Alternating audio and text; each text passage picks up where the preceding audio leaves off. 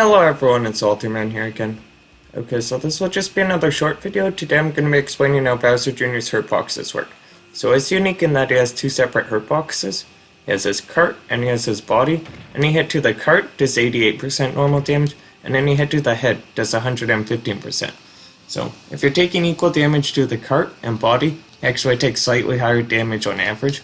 But in this game, he takes damage to the cart more often than not. So I'll explain what I mean. So you can see here I kind of kick through him. So this kind of overlaps both of his Hurtboxes. So in Smash 4, he would actually take increased damage. So it was actually pretty hard to get the damage reduction. Most things would do increased damage, but in Smash Ultimate, a lot of things would just end up hitting his cart. So any attack that overlaps them both counts as a cart hit. So you do actually kind of have to aim for his head. You can see there I kind of hit like the very tip of his cart. So I did angle it towards his head, but it depends on the hitbox. So my F smash is a bit more precise. You can see the forward one does 19%, but if I angle it up, I get 24.8. So the difference between most characters and his damage is not that big, but for Bowser Jr. himself, the difference between a cart hit and the body hit can be the difference between light and death. It does affect knockback as well. Now there's a few weird things with this. For some reason, all throws count as a body hit, same with pummels. So this is good and bad. It can mess with a few combo throws, but it also does mean that you get killed earlier by KO throws. So there's quite a few advantages and disadvantages to this. A lot of characters' ground attacks can't necessarily hit you in the head, or it's quite hard to do. Me Brawler, it's easy to do, you can just angle the F smash up, but some characters can't necessarily angle them up, or they're too short to do it.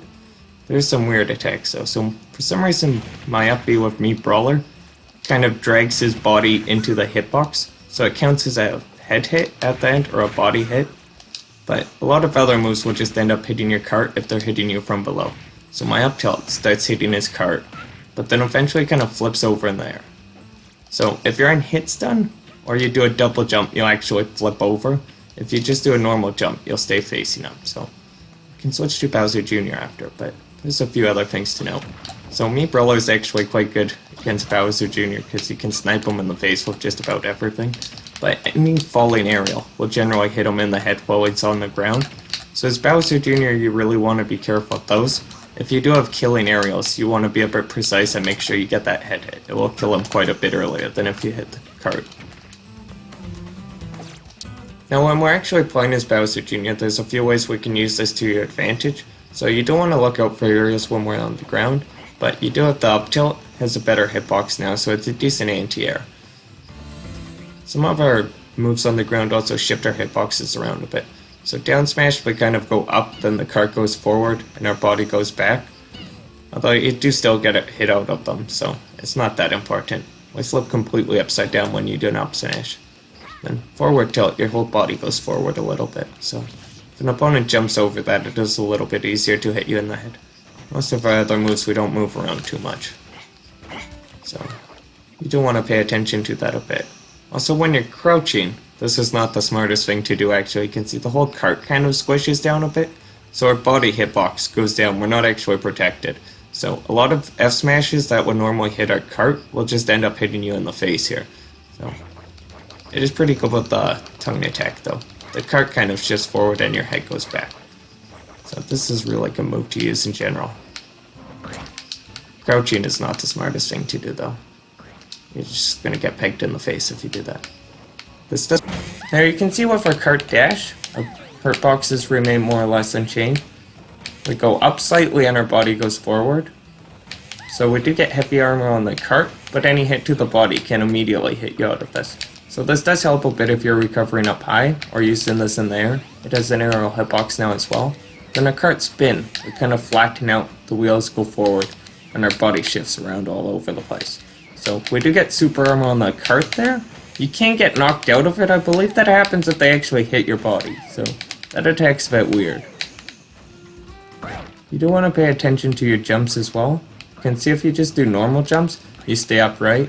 But if we do a double jump, or you're getting juggled, you kind of flip around. So you can get hit in the body like that. But if you use any aerial, or you do a dodge, you'll go upright again. So if you're coming down to the stage with any aerial, pretty much only your cart is exposed, and then if enemies are above you, you have the up air, which is just so quick and hard to contest. So when you're in the air, generally you're taking less damage, you do have the advantage, but on the ground you do want to watch out for areas. So if you use your up B, you're just always out of your cart. So if you use this on the stage, you can take a bit of extra damage or get punished pretty hard. Any hit to the body can kill you relatively early, but this does actually help a tiny bit when off stage in an odd way.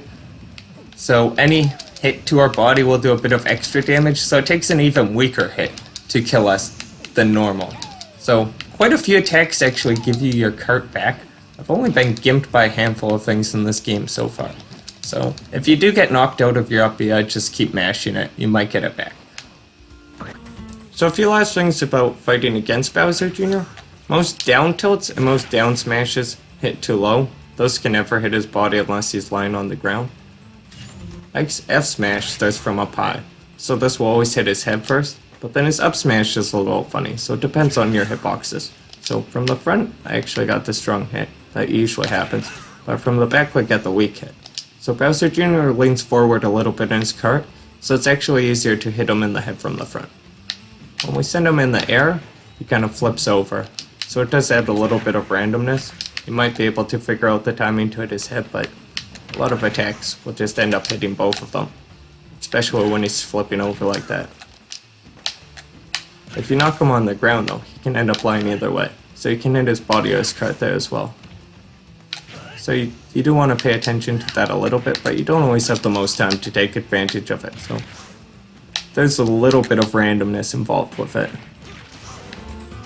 You might be able to figure out the consistent timing or why falls one way or the other and take advantage of it though. So there might be some ways you can find to exploit this against Bowser Jr. But this does affect the damage, the hit stun, and the knockback he takes. So it can change how some combos work against him depending on if you get a body or cart hit.